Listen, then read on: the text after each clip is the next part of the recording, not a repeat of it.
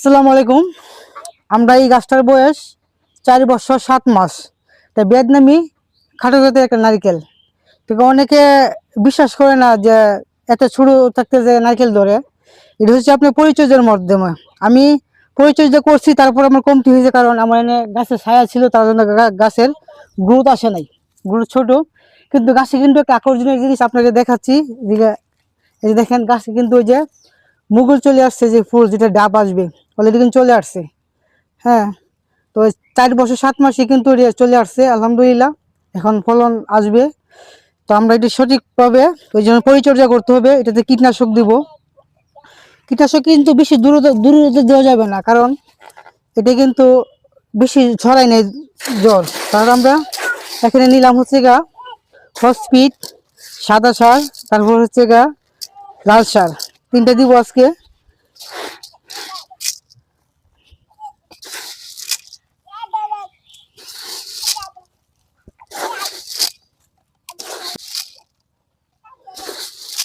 এগুলা কিন্তু মাটি দেওয়ার পরে এগুলা বরট করে বলতে হবে। এই যে আমি মাটি রাখছি সাইড দিয়া, এই হসপিটাল সার দেওয়ার পরে মাটিতে ডাকতে হবে, না হয়তো এগুলো কার্যকরী হবে না, অনেক সময় এগুলো কাজ হবে না। আমাদের এখন গাছে সার দেওয়া শেষ, সার হসপিটাল দিলাম। তো এইগুলো এখন আমরা মাটি দিয়ে সাইড দিয়ে বরট করে দিতে হবে, না হয়তো এগুলো থাকবে না।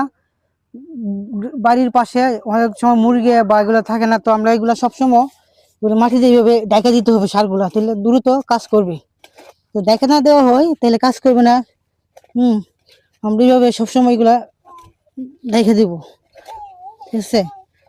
আর যদি আপনি সঠিক সময় গাছের যত্ন নেন, অত দ্রুত গাছে ফল আসবে। সেরকম আমার এটা 4 বছর 7 মাসে গাছে অলরেডি ফল চলে আসছে। এটা হচ্ছে ভিয়েতনামি খাটো জাতের একটা নারকেল। থেকে বলে এগুলা প্রতারণা করে আসে, কিন্তু আমার সাথে আসলে প্রতারণা হয় নাই। আমার কাছে এই যে দেখতে পাচ্ছেন চলে আসছে অলরেডি, এই জন্য খাবার দিলাম। খাবারের দরকার আছে এটার।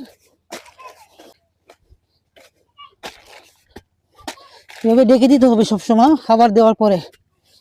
আর খাবারগুলো একদম ঘুরাতে দেওয়া যাবে না, একটু দূরে দিতে হবে। গাছ যত বড় হবে তত খাবারগুলোকে দূরে দিতে হবে, কারণ এগুলো শিকড় কিন্তু অনেক দূরে যায়।